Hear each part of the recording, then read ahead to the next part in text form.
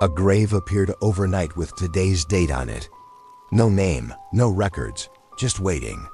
Welcome to the Black Hour Stories. Tonight's story is about a small cemetery, a fresh hole in the ground, and the quiet understanding that some places don't wait for permission. Stay with this one. It doesn't rush. And neither did the grave. The cemetery sat on the edge of town where the pavement cracked into gravel and the trees grew too close together. It wasn't old enough to feel historic, but it had been there long enough for nobody to question it. A chain-link fence. A rusted sign with visiting hours nobody followed. A place people only noticed when they needed it. The groundskeeper had been working there for 12 years, long enough to know every uneven stone and low spot that flooded when it rained. He knew which headstones leaned because of tree roots and which ones leaned because no one ever bothered to straighten them. That was why the new grave stood out. It wasn't subtle. It wasn't hidden. It sat right near the center path like it had always belonged there. A clean rectangle of dark soil cut into the ground with sharp edges and no settling. The dirt was still loose. Still breathing. He noticed it early that morning, before the sun burned the fog off the grass. At first he assumed he'd forgotten something, which bothered him more than the grave itself. He prided himself on routine. If a hole had been dug, he would remember the sound of the machine, the paperwork, the marker. But there was nothing there. No temporary sign, no plastic flowers. Just a wooden stake at the head with a small metal plate screwed into it. The plate was blank except for a date. Today's date. No name, no dash marks. Just the day staring back at him like it had been stamped there for a reason. He stood over it longer than he meant to, listening. Cemeteries had a sound when you paid attention. Wind through leaves, birds arguing, the distant hum of traffic pretending it wasn't there. This grave added something else. A soft smell of wet earth that hadn't settled yet. Fresh dirt always smelled different, heavier, like it hadn't decided what it was yet. He walked the perimeter twice, checking for footprints, tire marks, anything that explained how a grave could appear without him knowing. There were none. The grass around it was pressed down evenly, as if the ground itself had opened and closed again. By the time the office phone started ringing, he already knew calling it in wouldn't help. Cemeteries had a way of keeping secrets without trying. The clerk from the town office arrived an hour later with a clipboard and a nervous laugh that didn't fit the place.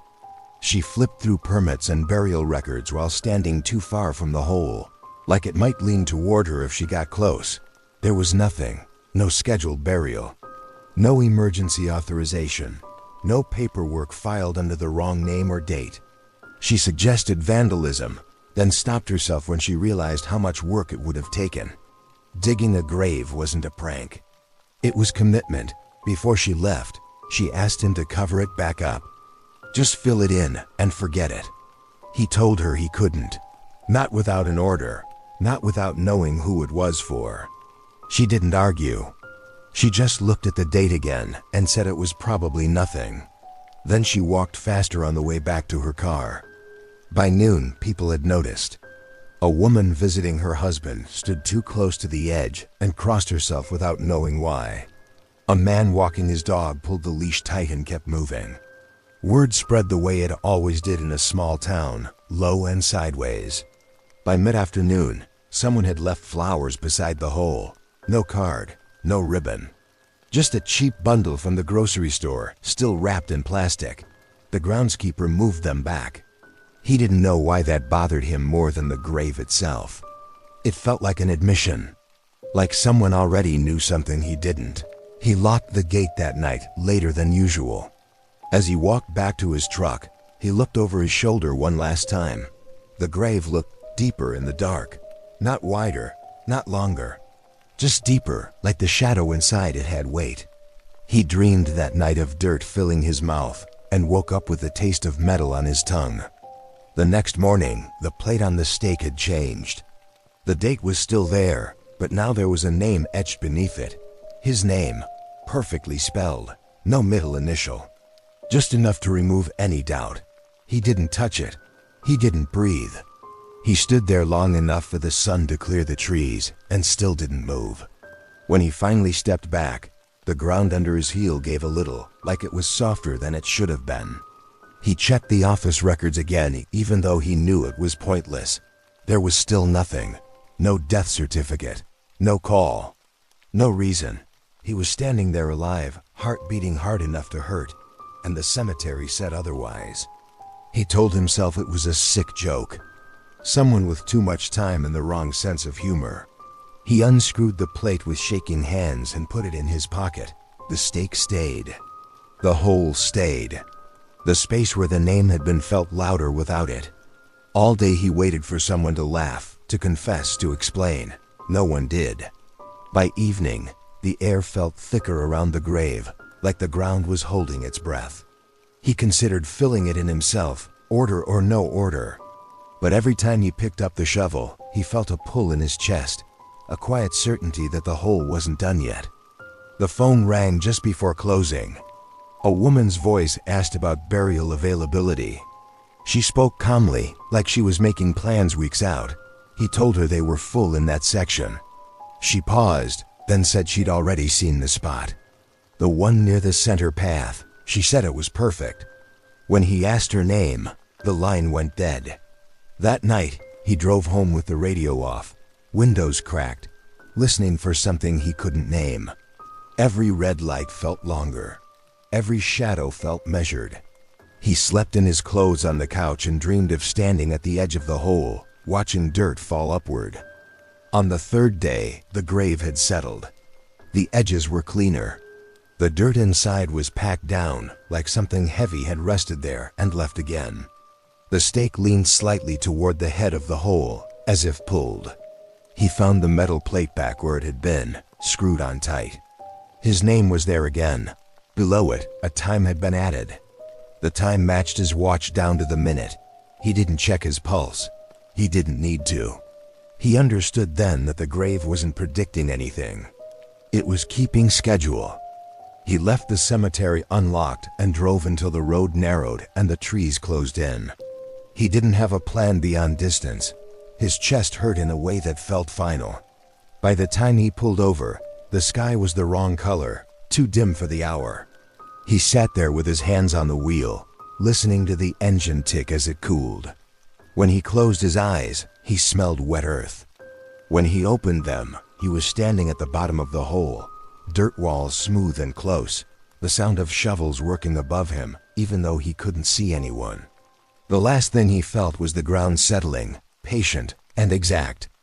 That evening, the cemetery records updated themselves. A burial logged under his name. Time of death matching the plate, 'cause listed as natural. By morning, the grave was filled. A headstone stood where the stake had been, clean and level, like it had always belonged there. People walked past it without stopping. The groundskeeper position was posted by the end of the week. The grave stayed quiet, waiting for the next date. Some places don't predict the future. They remember it early. If this story stayed with you, tell us where you're listening from in the comments. And if you want more late night warnings like this one, like the video and subscribe to the Black Hour Stories, we'll be here. Even when you're not. The security camera kept flagging motion. Every clip showed a man standing there. No one could see him in real life. Welcome back to the Black Hour Stories. This story is about a home security system, a figure that never moved, and the quiet realization that being unseen doesn't mean being gone. Stay with it. This one watches back. The camera was supposed to make things easier. That was the reason he installed it in the first place.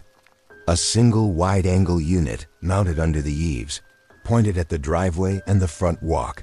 Nothing fancy, just motion alerts and cloud storage.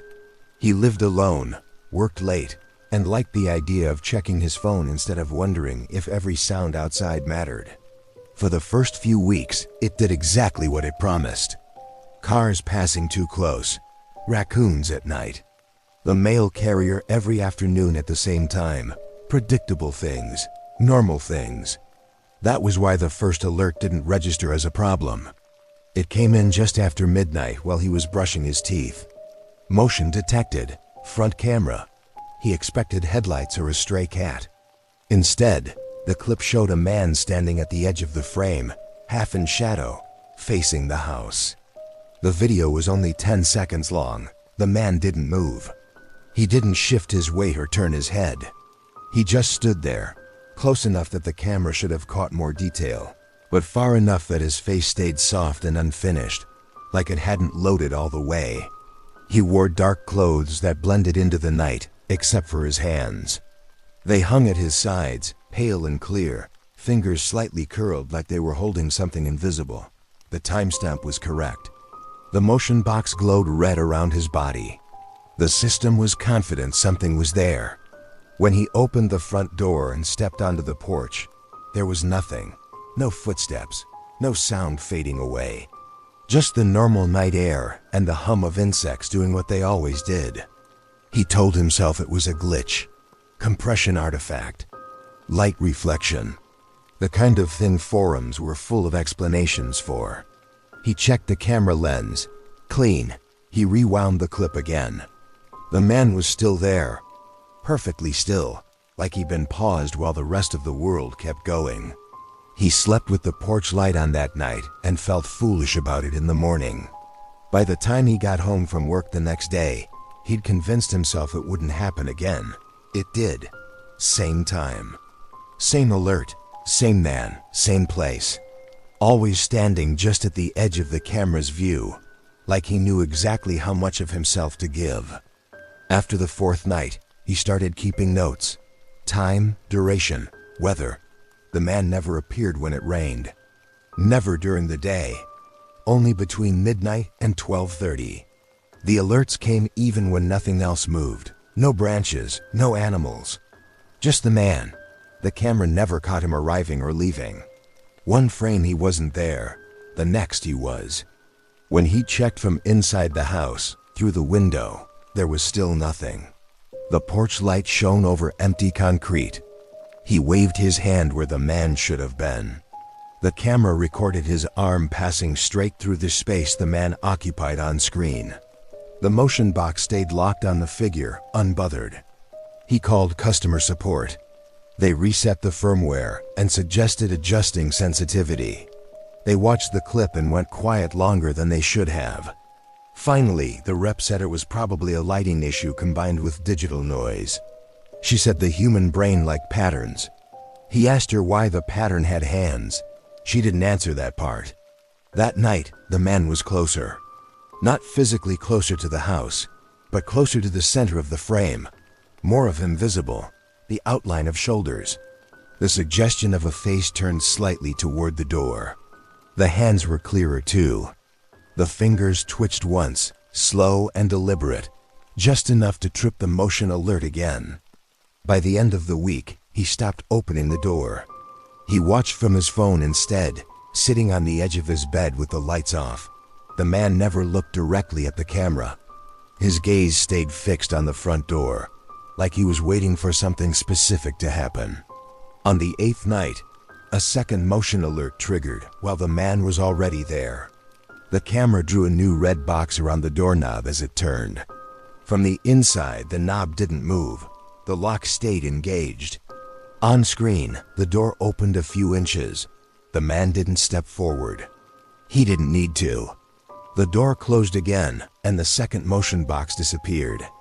The clip ended like nothing had happened. The next morning, he found dirt on the inside mat. Not much, just a smear, like something had brushed against it. He checked the lock, solid, no scratches, no sign of forced entry. The camera log showed nothing after midnight. No alerts, no man. That absence bothered him more than his presence ever had.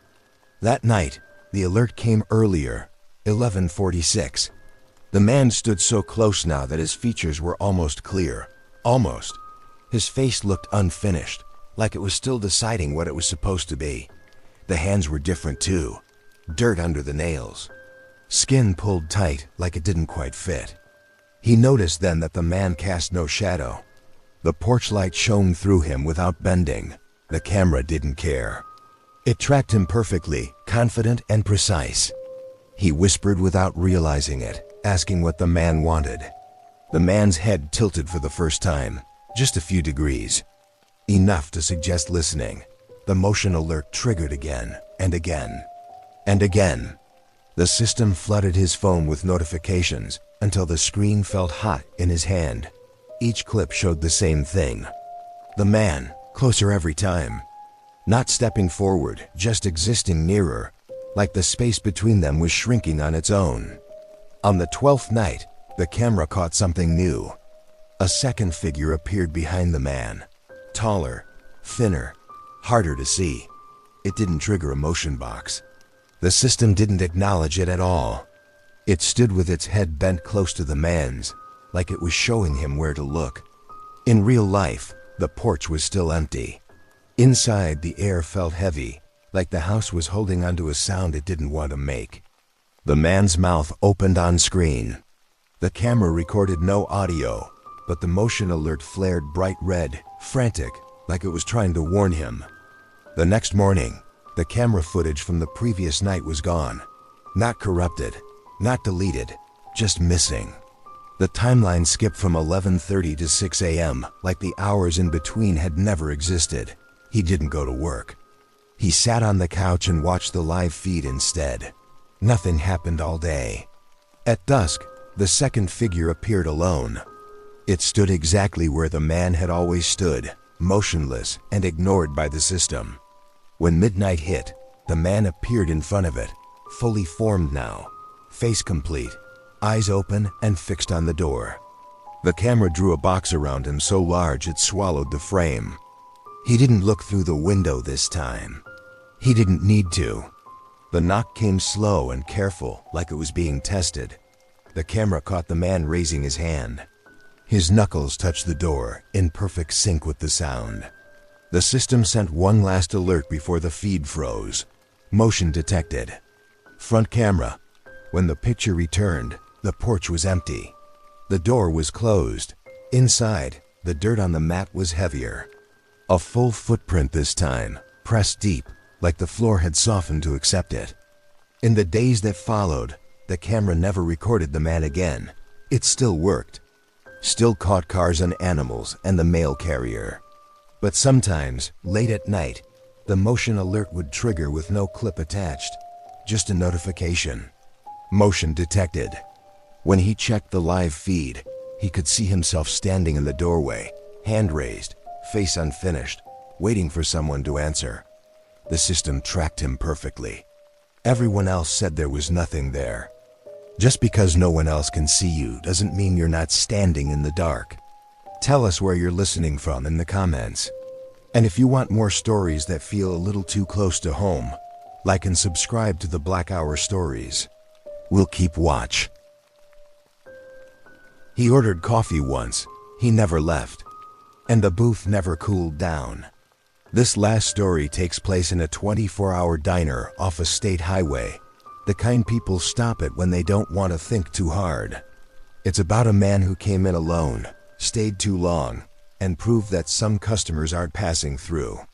Stay with it. The diner had been there longer than anyone working inside it. Flat roof, neon sign with one letter always flickering. Vinyl booths patched with duct tape and prayers. Truckers stopped there because it was open. Locals stopped because it always had been. The night shift waitress had worked there for 7 years, long enough to know the rhythm of it. Who came in after midnight? Who stayed quiet? Who talked too much? The man showed up at 1:12 a.m. on a Tuesday, slid into the corner booth by the window, and ordered a coffee. That was it. No food, no extras. Just coffee. He paid in cash, exact change, and thanked her without looking up. Nothing about him stood out at first. Average height. Dark jacket. Hair neat in a way that felt deliberate. The kind of person your eyes slid off when you weren't paying attention. He drank the coffee slowly. When the cup was empty, she asked if he wanted a refill. He nodded. Same thing the next hour. And the next. By sunrise, the booth was littered with cups stacked neatly, like he didn't want to inconvenience anyone. He never touched the menu. Never looked at the TV. just stared straight ahead at the window, even though it only reflected the inside of the diner back at him. When the morning shift came in, she mentioned him casually. "Guy in the corner's been here all night." The cook glanced over and shrugged. "Happens. People waited for rides, for calls, for courage. Nobody rushed him." By the afternoon, it started to feel off. The waitress from the morning shift noticed the same thing. The man hadn't moved, not once.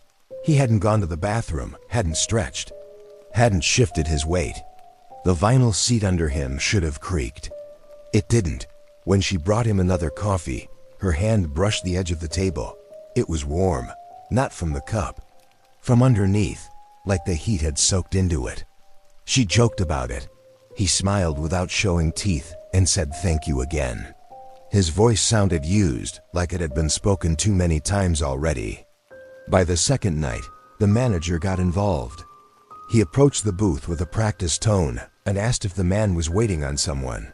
The man said no. Asked if he was hungry. No. Asked if there was anything he needed. The man looked at him then, really looked, and said he was fine where he was. The manager hesitated, then reminded him it was a place of business. Customers needed to order.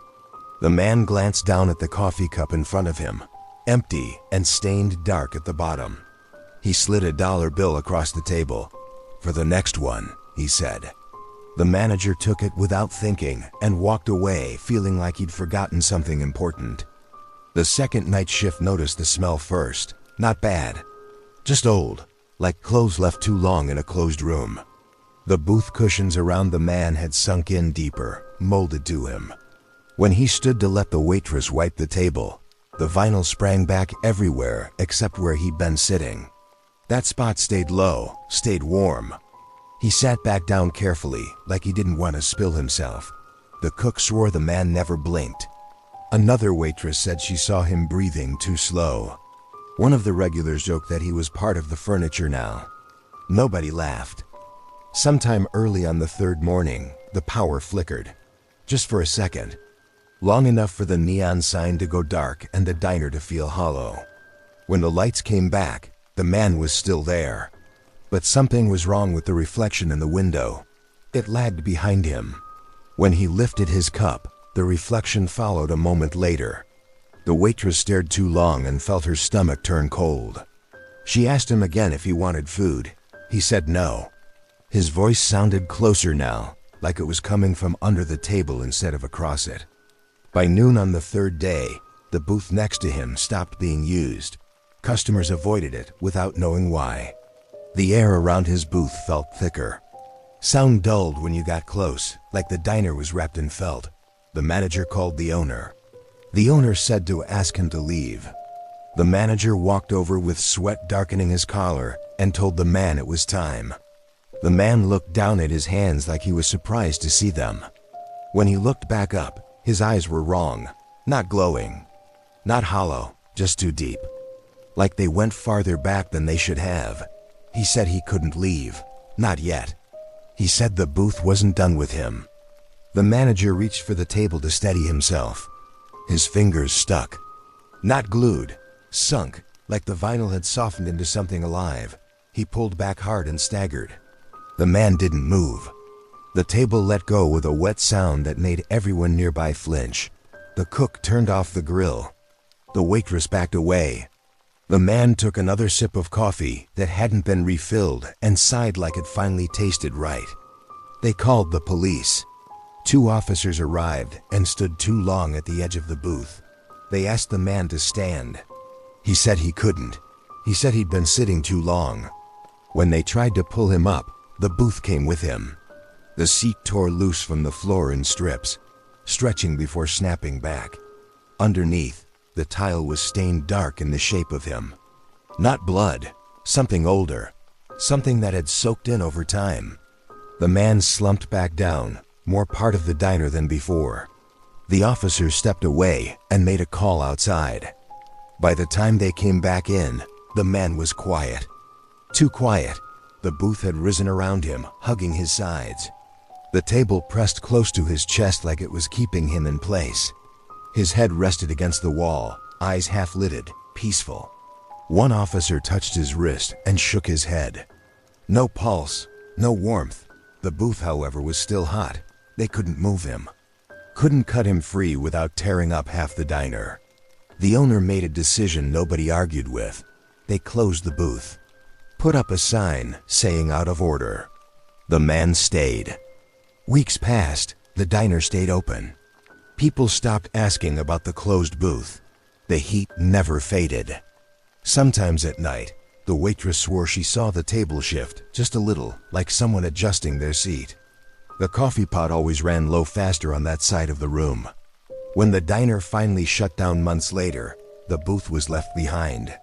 The building was boarded up around it. The man stayed sitting, perfectly still, waiting for the next cup. Some places don't let you leave once you've stayed too long. Tell us where you're listening from in the comments. And if you want more stories like this, whispered from places that never really close, like and subscribe to the Black Hour Stories. We'll save you a seat.